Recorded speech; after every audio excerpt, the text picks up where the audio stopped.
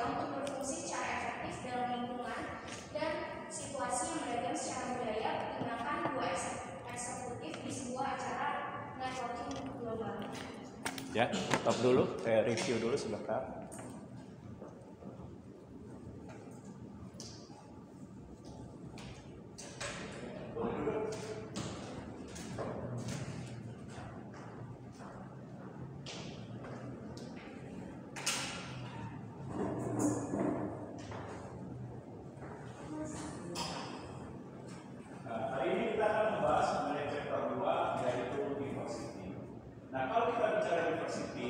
Bahwa setiap manusia yang ada di muka bumi ini, entah itu berada di Indonesia atau berada di Amerika, India, Belanda atau di negara-negara lain, pasti kita akan menemukan sebuah perbedaan atau diversity. Nah, perbedaan ini pasti kita hadapi. Nah, yang terpenting adalah bukan nilai perbedaan, tetapi yang terpenting ya silakan. Tetapi yang terpenting adalah bagaimana kita menghadapi sebuah nilai perbedaan atau diversity atau keberagaman. Jika keberagaman itu dikelola dengan baik, maka akan memberikan sebuah nilai manfaat yang cukup berarti bagi organisasi, seperti mengembangkan setiap potensi yang berbeda pada setiap karyawan. Dengan adanya perbedaan, maka potensi-potensi yang dimiliki yang dikelola dengan baik dalam organisasi mampu mencapai tujuan dan sasaran. Dengan adanya keberagaman yang dikelola dengan baik, maka peradaban dari suatu bangsa dapat ditingkatkan, seperti meningkatnya ilmu pengetahuan, teknologi, budaya, dan lain sebagainya. Tetapi sebaliknya, kalau tidak mampu memandang dan melihat keberagaman dengan baik dan mengelola, maka mengakibatkan berbagai dampak negatif. Seperti contohnya yang pernah dialami oleh Indonesia, di mana pernah terjadi perang suku di Kalimantan, yaitu yang terkenal dengan nama Perang Sampit antara suku Madura dengan suku Kalimantan. Hal ini terjadi dikarenakan ketidakmampuan dalam mengelola keberagaman. Nah, selain itu juga pernah terjadi perang suku juga yang sempat beritanya viral di berbagai media seperti di televisi yang disiarkan melalui RCTI, SCTV, Metro TV, dan lain sebagainya. Seperti pernah terjadi perang antara orang Bali dengan orang Lampung, di mana mengakibatkan pada saat itu banyak sekali korban jiwa yang meninggal diakibatkan oleh perang terhadap nilai suku. Nah, belum lagi ketidakmampuan dalam mengelola keberagaman dalam skup atau cakupan yang lebih luas, seperti dalam skup negara, di mana Indonesia pernah beberapa kali mengalami konflik terhadap keberagaman ketika diperlakukan oleh negara tetangga. Malaysia diperlakukan tidak baik, seperti bangsa Indonesia pernah dihina dengan istilahkan bangsa Indon, bangsa kelas 2, disebut sebagai bangsa budak atau bangsa yang kelas rendah. Nah, ini mengakibatkan terjadinya pada saat itu hubungan antara Indonesia dengan Malaysia itu mengakibatkan renggang dan terjadinya konflik. Nah, belum lagi pernah terjadi diakibatkan ketidakmampuan dalam mengelola keberagaman, di mana pada saat peristiwa SEA Games, kalau kalian pernah ingat, ya, bendera Indonesia sengaja dibuat terbalik, yaitu putihnya di atas, merahnya di bawah. Nah, ini mengakibatkan terjadinya konflik terhadap nilai keberagaman. Nah, oleh sebab itu, maka keberagaman ini kita harus lihat dengan tepat. Nah, keberagaman ini dapat kita lihat berdasarkan dari nilai tingkatannya atau tingkatan terhadap nilai keberagaman. Nah, tingkatan keberagaman itu bisa kita amati berdasarkan level surface level diversity. Nah, surface level diversity ini keberagaman yang dapat kita lihat dengan mudah. Bisa kita lihat, kita amati, tidak memerlukan analisa yang cukup mendalam, seperti perbedaan warna kulit. Nah, ada yang mungkin hitam, sawo mata, putih, dan lain sebagainya. Ada berdasarkan dari tinggi badan yang bisa kita lihat, ada berdasarkan dari berat badan, ada yang bisa dilihat dari berdasarkan struktur anatomi dari tubuh. Nah, lalu kita bisa melihat dari nilai surface diversity, yaitu gender, seperti perbedaan jenis kelamin antara pria dan wanita. di mana penelitian berdasarkan jenis kelamin pria dan wanita, ketika wanita itu diberikan kesempatan yang sama atau istilahkan emansipasi wanita, ternyata wanita ini diteliti juga, ada penelitiannya, penelitian di bidang perilaku organisasi atau OB. Nah, ketika wanita diberikan kesempatan yang sama seperti pria, untuk misalnya mereka bisa menduduki posisi-posisi penting dalam organisasi, misalnya menjadi CEO, menjadi direktur, atau menduduki posisi penting dalam politik dan lain sebagainya. Ternyata setelah diteliti, wanita dalam hal kepemimpinannya atau dalam hal leadershipnya memiliki berbagai keunggulan dibandingkan pria. Nah, keunggulannya apa? Biasanya wanita pertama tingkat empatinya lebih besar. Yang kedua, wanita lebih suka bekerja sama. Lalu tingkat kepeduliannya biasanya lebih besar. Nah, sedangkan pria di dalam kepemimpinannya lebih suka bersaing, menunjukkan kekuasaan dan kewenangannya. Mereka lebih suka berkompetisi. Nah, inilah perbedaan berdasarkan jenis kelamin atau gender. Nah, saya stop dulu. Ada pertanyaan kira-kira? Kalau tidak ada, saya lanjutkan. Nah, begitu juga terhadap perbedaan yang terlihat etnis, seperti perbedaan suku, bangsa. Nah, apalagi kita lihat di Indonesia. Nah, berdasarkan penelitian, Indonesia itu memiliki 127 suku yang tersebar. Ada suku Jawa, Batak, Madura, Bali, dan lain sebagainya. Nah, keberagaman suku ini jika tidak dikelola dengan baik, maka menimbulkan suatu pertentangan dan juga konflik yang mengakibatkan terjadinya hal-hal yang tidak diinginkan. Nah, oleh sebab itu perbedaan suku ini harus menjadi nilai kekuatan yang dikelola berdasarkan nilai keberagaman. Seperti misalnya contoh, dengan adanya perbedaan suku, maka kenapa tidak dikelola dengan baik untuk meningkatkan nilai pariwisata? Seperti Indonesia memiliki kekayaan budaya.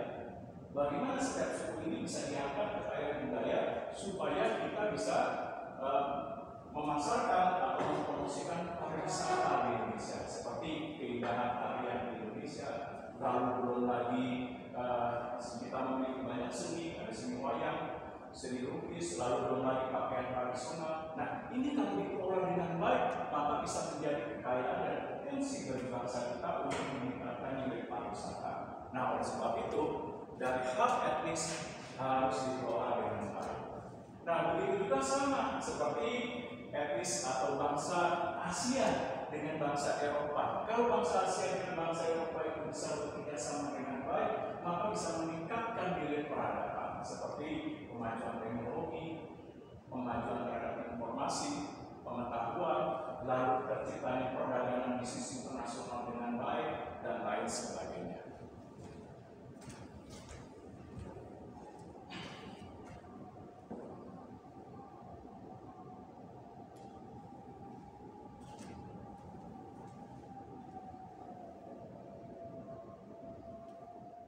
Nah, begitu juga perbedaan usia.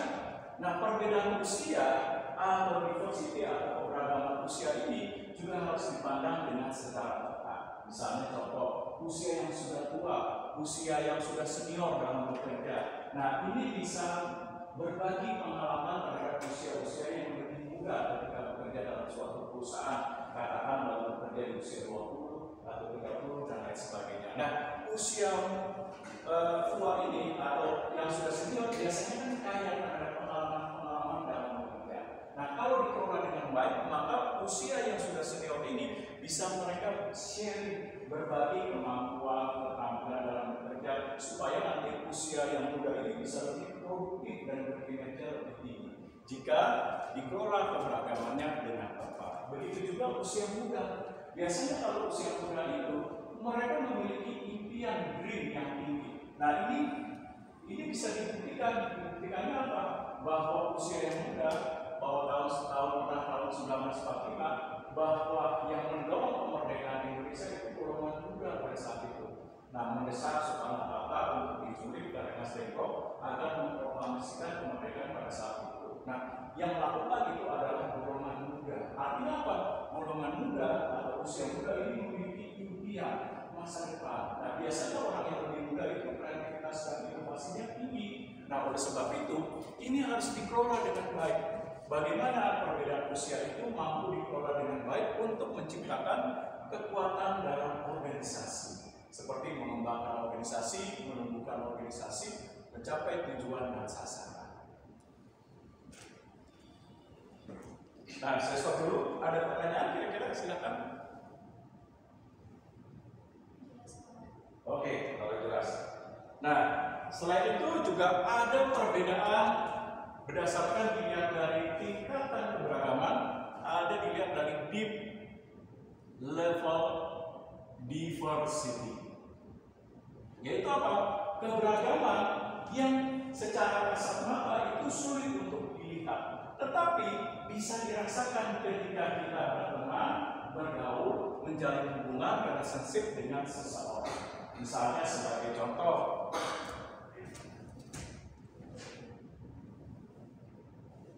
nah, setiap orang pasti memiliki opini, pendapat, kreativitas, ide yang berbeda. Kita tidak bisa memaksakan kreativitas, ide, gagasan, opini yang harus sama dengan kita.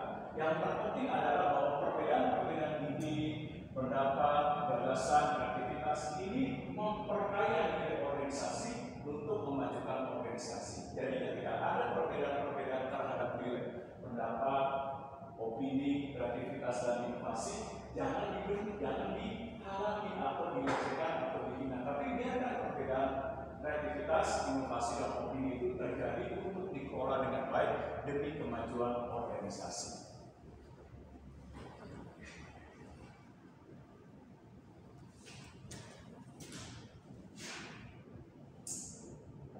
Lalu ada nilai. Nah, setiap orang pasti memiliki nilai yang berbeda-beda. Nah, nilai yang berbeda-beda ini harus kita hargai dengan perbedaan nilai. Seperti misalnya, apa yang dianggap orang berharga yang dipegang oleh hidupnya. Ada yang orang menganggap bahwa ada orang yang memandang bahwa nilai yang berharga dalam hidupnya itu adalah ada yang menilai bahwa pekerjaan, ada yang menilai bahwa pertemanan, dan lain sebagainya. Nah, yang terpenting adalah pada saat perbedaan nilai ini terjadi, bagaimana perbedaan nilai ini bisa saling melengkapi satu sama lain untuk bekerja sama. Nah, inilah keberagaman yang harus kita pertahankan dengan baik untuk dikelola secara tepat.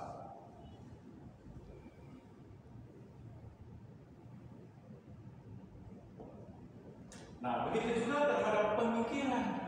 Nah, setiap orang pemikirannya pasti berbeda-beda. Kita tidak bisa memaksakan pemikiran. Contoh saya tidak bisa memaksakan pikiran ini, juga pikiran ini. Nah, dan juga pikiran ini. Nah, setiap orang di sini pasti pemikirannya berbeda-beda. Yang terpenting adalah bahwa pemikiran tersebut memiliki nilai tujuan-tujuan yang baik, yang akan nanti dikelola untuk memperkaya organisasi dalam meningkatkan organisasi, seperti pemikiran untuk mengembangkan organisasi, meningkatkan produktivitas, mencapai tujuan, sasaran, dan lain sebagainya.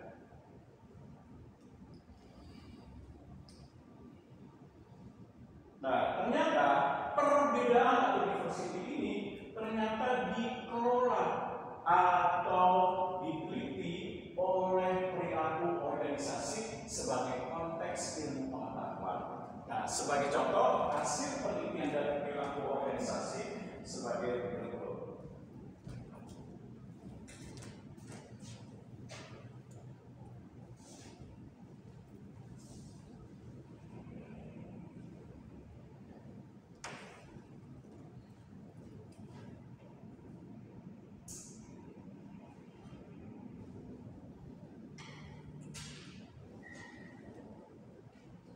Bahwa ada penelitian mengatakan bahwa semakin usia bertambah, usia semakin senior, maka ada penelitian maka produktivitas dan kemampuannya semakin meningkat.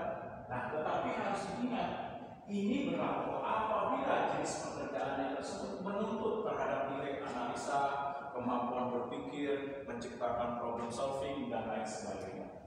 Contohnya misalnya pengacara yang terkenal tuh Hotman Paris. Nah, dia sudah menjadi pengacara 20 tahun. Nah, maka dari pengalaman selama dia menjadi pengacara 20 tahun, maka pengalaman dia akan semakin baik ketika dia menghadapi klien terhadap permasalahan hukum. Dengan cepat dia mampu menganalisa, seperti dia bisa memprediksikan apakah klien tersebut akan menang, apakah klien tersebut nanti bisa mengajukan tuntutan pasal berapa saja. Nah, ini semakin bertambahnya usia dengan bertambahnya nilai pengalaman, biasanya kemampuan produktivitas dalam menganalisa kasus dalam pekerjaannya akan semakin meningkat.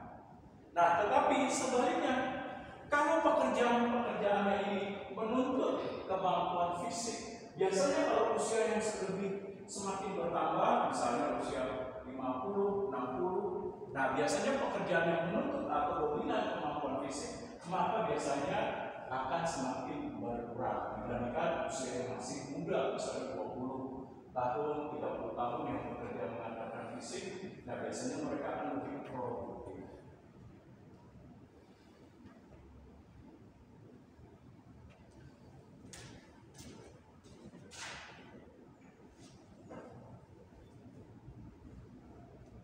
Nah, begitu juga terhadap turnover. Ada yang tahu turnover ini apa? Turnover, ya. Nah, turnover tingkat perputaran para karyawan. Biasanya semakin usia itu bertambah, biasanya orang akan semakin kecil untuk berpindah ke perusahaan yang lain. Kenapa?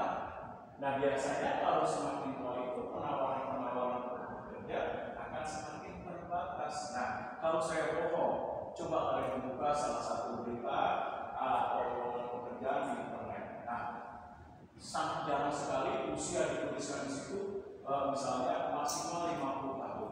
Pasti usia bekerja itu rata-rata diambil usia 20, 30, atau 41 atau 40. Nah, oleh sebab itu biasanya orang usia yang lebih tua turnovernya akan semakin rendah. Nah, tetapi sebaliknya kalau usia yang lebih muda, kenapa turnovernya lebih tinggi? Dari hasil penelitian di bidang ilmu perilaku organisasi. Kenapa usia muda? Nah, karena usia muda itu apa? Biasanya lebih banyak peluang kesempatan.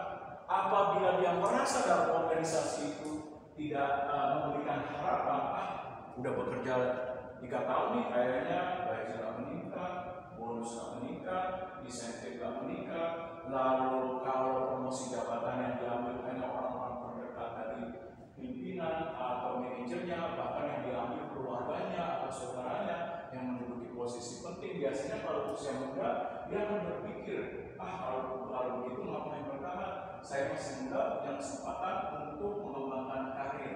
Berarti saya akan keluar dari perusahaan tersebut. Karena apa?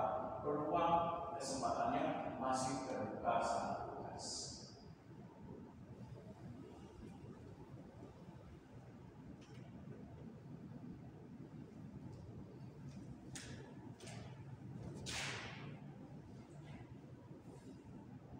Nah, begitu juga berdasarkan penelitian dari nilai absensi, nah tingkat kehadiran. Nah, biasanya usia yang lebih tua itu berdasarkan hasil penelitian perilaku organisasi, tingkat absensinya lebih rendah. Kok bisa, Pak? Jawabannya dikarenakan apabila ketidakhadiran dalam bekerja dikarenakan faktor keluarga, misalnya acara ulang tahun, beberapa anak, itu kan biasanya kalau orang sudah semakin usianya bertambah, anaknya semakin dewasa, kan biasanya anak tingkat kemandiriannya akan lebih tinggi. Nah, biasanya hal-hal seperti itu atau urusan keluarga biasanya akan semakin berkurang. Sehingga usia yang semakin bertambah biasanya lebih fokus terhadap nilai pekerjaan. Nah, tetapi sebaliknya ada hasil penelitian di perilaku organisasi bahwa tingkat absensi mengenai kesehatan biasanya orang yang lebih tua itu tidak bisa terhindarkan, karena orang lebih tua itu biasanya rentan terhadap sakit. Contoh, maaf banyak menjelekan usia yang lebih tua. Contoh, usia lebih tua kena hujan sedikit saja langsung sakit, pilek, batuk, meriang, demam. Nah, ini menandakan bahwa usia yang semakin bertambah biasanya ketidakhadiran terhadap daya tahan fisik tubuh atau metabolisme tubuhnya akan semakin berkurang.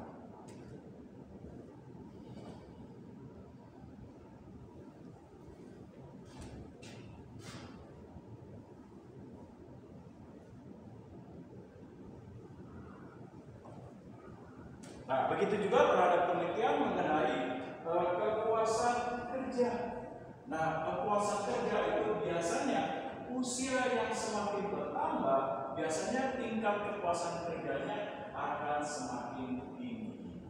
Karena kenapa? Karena dia sudah mendalami dan memahami mengenai seluk-beluk organisasi. Nah, biasanya orang yang lebih tua itu biasanya lebih berkomitmen dengan apa yang kita bina. Dikarenakan bisa faktor kedua adalah peluang dan kesempatannya semakin berkurang. Nah, tetapi usia muda berbeda. Nah, ketika orang lebih muda, ketika dirasa bahwa organisasi tersebut tidak memberikan harapan, misalnya sudah 5 tahun bekerja, gaji nggak naik, bonus nggak naik, insentif nggak naik, lalu promosi jabatan juga tidak dilakukan dengan baik, biasanya kalau lebih muda kepuasan kerjanya akan rendah, dia akan mencari peluang dan kesempatan yang lebih baik lagi. Karena kenapa? Biasanya lebih terbuka kesempatan dan peluang tersebut. Nah, ini berdasarkan kepuasan kerja. Nah, begitu juga terhadap suatu ras dan etnis. Nah, seperti contoh berdasarkan hasil penelitian bahwa etnis atau nationality atau ras dari orang Indonesia, kecenderungan orang Indonesia itu berdasarkan hasil penelitian adalah ramah. Nah, berarti orang Indonesia itu berdasarkan hasil penelitian perilaku organisasi atau orang Asia kecenderungannya ramah, mudah tersenyum, humble, dan lain sebagainya. Mereka lebih cocok pekerjaan-pekerjaan yang berkaitan dengan atau berhubungan dengan manusia, seperti pemimpinan, humas, menjadi sales marketing, dan lain sebagainya. Nah, tetapi kalau seperti contohnya orang Jepang atau Jerman, mereka lebih suka terhadap nilai penelitian. Nah, biasanya berdasarkan hasil penelitian tersebut dalam bidang perilaku organisasi, perbedaan ras dan etnis ini seperti orang Jerman atau Jepang lebih cocok bekerja yang menuntut nilai penelitian, seperti sebagai quality control, sebagai staff finance, dan lain sebagainya.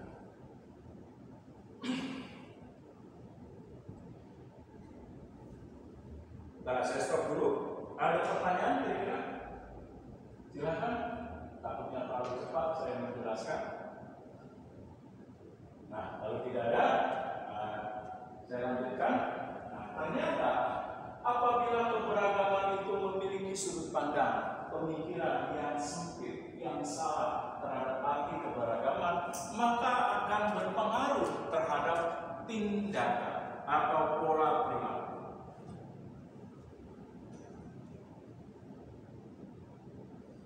Contohnya, nah seperti pressure itu prasangka buruk yang kebenarannya belum tentu bisa dibuktikan. Contoh, misalnya saya memiliki arti sempit atau pandangan yang salah terhadap keberagaman dalam hal warna kulit. Apabila saya misalnya berkendara naik bis atau angkutan umum atau kereta api, apabila saya melihat orang atau penumpang warna kulitnya hitam, saya langsung curiga. Langsung saya lihat dari atas ke bawah, saya prototin, saya analisa. Habis itu apa yang saya pegang pas saya peluk dengan erat, saya langsung menunjukkan body language atau sikap tubuh yang curiga. Jangan-jangan orang yang berkulit hitam ingin mencuri, ingin bertindak kriminal, ingin melakukan tindakan kasar. Padahal orang tersebut belum tentu dibuktikan, hanya timbul di dalam pemikiran saya. Nah, inilah yang dinamakan pressure.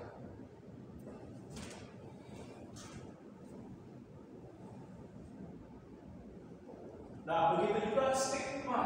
Stigma ini apa sih? Stigma, ada yang tahu stigma? stigma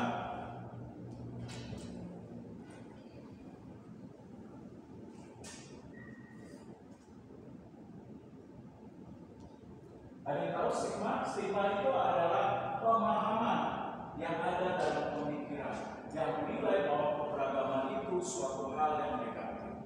Sebagai contoh, nah, apabila saya memiliki stigma yang salah berdasarkan warna kulit, yaitu saya pikir bahwa orang-orang kulit hitam itu status sosialnya rendah, bodoh, terbelakang, lalu selanjutnya dia primitif. Nah, padahal belum tentu orang kulit hitam seperti itu. Contoh, salah satunya Barack Obama, dia kulit hitam, tapi dia memiliki status sosial yang baik, lalu juga memiliki pengetahuan, wawasan, dan juga dia sebagai presiden di Amerika pada saat itu. Berarti apa? Menandakan saya memiliki stigma yang salah, ada sudut pandang, pemahaman, nilai opini yang salah terhadap warna kulit, seperti contoh warna kulit hitam.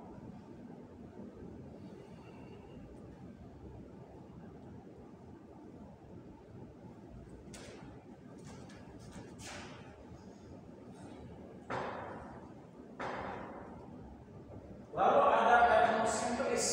Apa itu etnosentris? Etnosentris memandang bahwa keberadaan suatu golongan, suku, ras atau etnis atau berbagai hal-hal yang lain itu memandang bahwa saya lebih atau memiliki nilai superior. Misalnya contoh, saya orang Batak, misalnya orang Sumatera Utara. Nah, maka saya menilai bahwa orang Sumatera Utara itu lebih baik dibandingkan suku yang lain. Nah, seperti dalam hal kerja keras, dalam hal integritas, dalam hal tanggung jawab. Nah, sehingga ketika saya bergaul dengan suku yang berbeda, maka saya akan berperilaku memandang rendah suku yang lain. Nah, ini berdasarkan dari nilai etnosentris. Nah, ini pernah terjadi, pernah dengar berita yang pernah disiarkan atau sempat viral di RCTI, SCTV, Metro TV, yaitu di perusahaan Batam, di mana pekerja Indonesia diperlakukan negatif oleh manajer Singapura. Nah, seperti contoh orang Indonesia pada saat itu dipandang rendah, pekerjaan berguna, dipandang idiot, bodoh, tolol, terbelakang. Nah, sehingga pada saat pekerja Indonesia yang bekerja di perusahaan Batam melakukan kesalahan sedikit, langsung dicaci maki. Nah, tetapi kalau buruh dari Singapura diperlakukan berbeda. Ketika melakukan kesalahan tidak langsung diomeli, tapi diberikan pengarahan terlebih dahulu. Nah, ini terjadi terus mengakibatkan apa? Suatu saat namanya manusia, emosinya sudah memuncak. Akhirnya para pekerja Indonesia, buruh Indonesia pada saat itu terjadilah konflik besar-besaran di perusahaan tersebut yang mengakibatkan rusaknya berbagai fasilitas di perusahaan seperti mesin, lalu seperti kendaraan di sana dan lain sebagainya. Nah, ini menandakan bahwa etnosentris ini adalah hal yang salah terhadap arti keberagaman.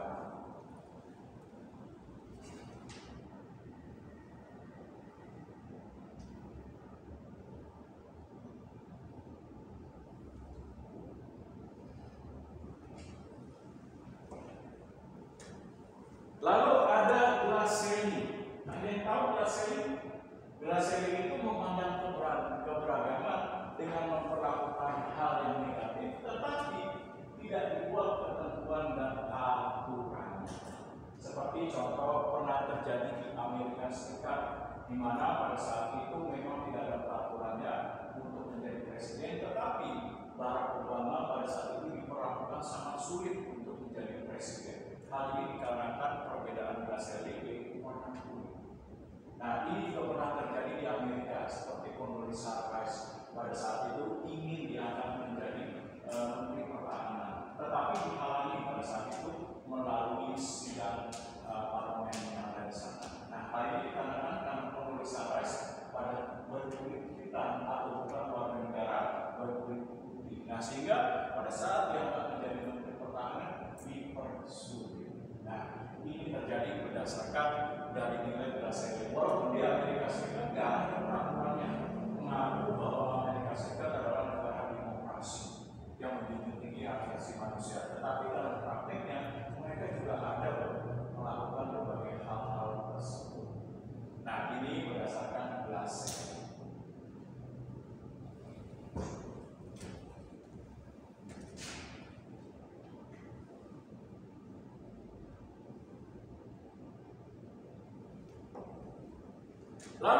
discrimination. Apa itu discrimination? Perlakuan yang negatif, perlakuan yang tidak adil, yang memberikan kesempatan yang tidak sama terhadap perbedaan suku, agama, ras, dan golongan. Nah, sebagai contoh misalnya,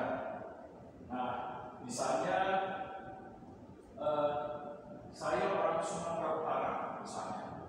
Nah, maka saya mengambil bahwa seluruh pimpinan, jajaran direksi, jajaran direktur, para manajer semuanya itu harus dari orang Sumatera Utara. Di luar itu, saya tidak akan mempromosikan jabatan. Nah, kalau seperti itu saya lakukan, berarti saya sudah melakukan discrimination.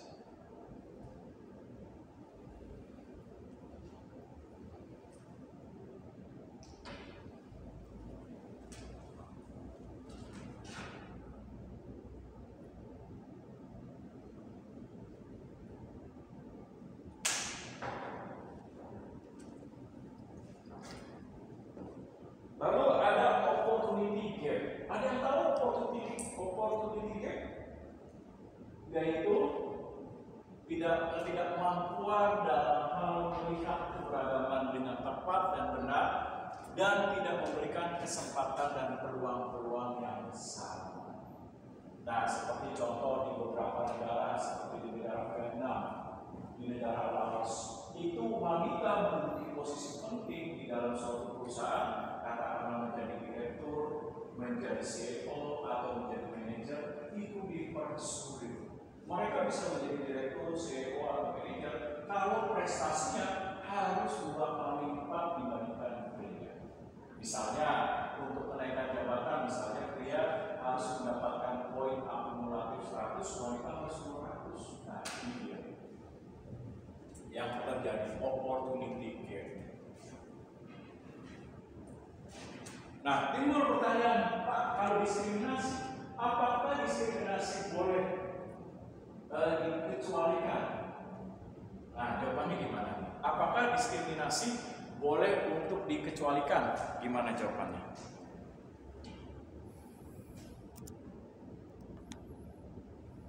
Nah, jawabannya bagaimana? Apakah diskriminasi boleh dikecualikan?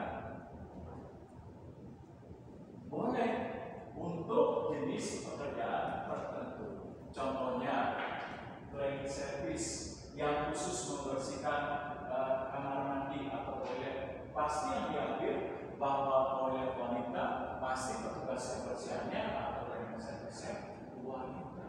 Nah, kalau pria masuk ke room atau toilet wanita, nah ini bahkan dikhawatirkan atau peluang kesempatan terjadinya pelecehan seksual akan besar.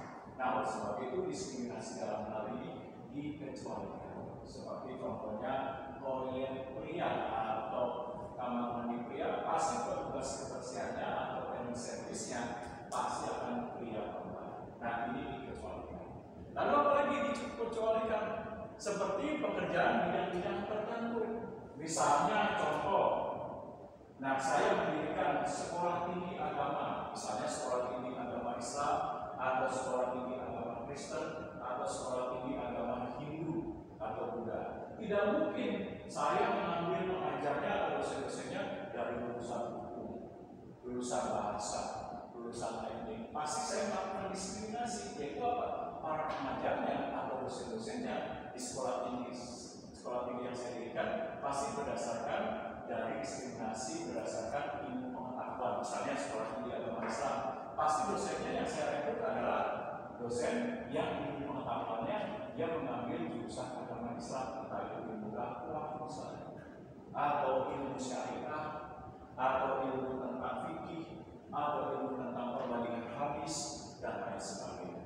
Nah, ini diskriminasi yang dikecualikan.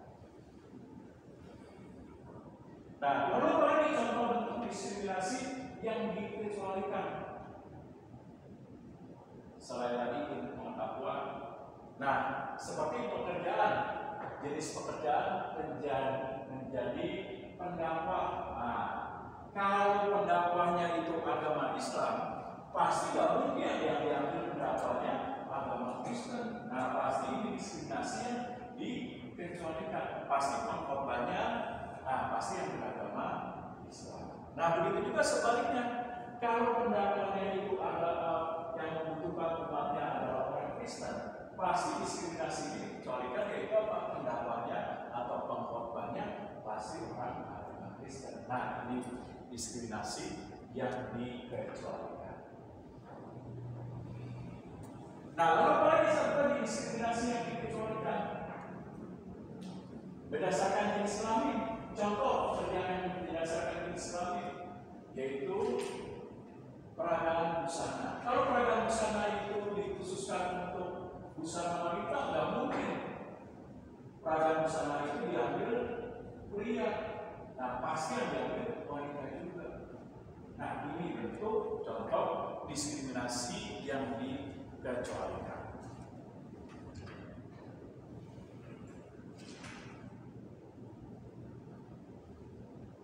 Nah, saya stop dulu. Ada pertanyaan kira-kira? Kalau tidak ada, saya lanjutkan. Nah, ternyata dalam hal diskriminasi, mengenai hal tersebut, oleh sebab itu harus ada ketentuan dan aturan perundang-undangan supaya jangan sampai terjadi bentuk-bentuk penyalahgunaan atau penerapan terhadap nilai keberagaman yang salah. Nah, oleh sebab itu keberagaman ini dilindungi oleh apa? Oleh undang-undang. Nah, kalau di Indonesia dilindungi dalam bentuk undang-undang hak asasi manusia. Dan juga apa? Dan juga terhadap Undang-Undang Dasar 45. Contohnya apa? Pasal 29 mengatakan setiap warga negara itu memiliki kebebasan dalam hal memilih agama. Nah, untuk beribadah. Artinya apa? Artinya warga Indonesia diberikan kesempatan untuk memilih agama dan kepercayaannya dan menjalankan. Tidak boleh ada satu warga negara pun yang boleh menghina, menjelekkan, ataupun menghalang-halangi ketika menjalankan ibadah. Lalu apa lagi? Nah, perbedaan pendapat. Nah, nggak boleh, apalagi dalam masa pemilu, menjelekkan, satu apaan? Tukang ngomong-ngomong doang, yang nomor 2 menjelekin apaan? Cuma joget-joget doang, oke bos. Nah, perbedaan pendapat pasti terjadi. Nah, ini dilindungi keberagaman tersebut dalam Undang-Undang Dasar 45 pasal 28, yaitu apa? Kebebasan mengungkapkan pendapat, berserikat, berkumpul. Nah, diberikan kesempatan dan semuanya itu diatur oleh ketentuan undang-undang. Nah, begitu juga sama bahwa mau warna kulit hitam, putih, mau agama Kristen, Islam, Hindu, Buddha, mau suku apapun, semua diatur keberagamannya oleh pasal 27 yang mengatakan apa? Setiap warga negara berhak untuk mendapatkan pekerjaan dan penghidupan yang layak. Nah, kalau di luar negeri diatur oleh human right seperti di Amerika. Yaitu apa? Human right, undang-undang hak asasi manusia. Seperti apa? Kebebasan untuk berpendapat, kebebasan untuk memiliki hak hidup, kebebasan untuk memiliki pekerjaan, dan lain sebagainya. Nah, biasanya kalau di negara kita diawasi oleh peradilan hak asasi manusia. Nah, kalau di luar negeri seperti di Amerika itu diawasi oleh EEOC, Equal Employee Opportunity Commission.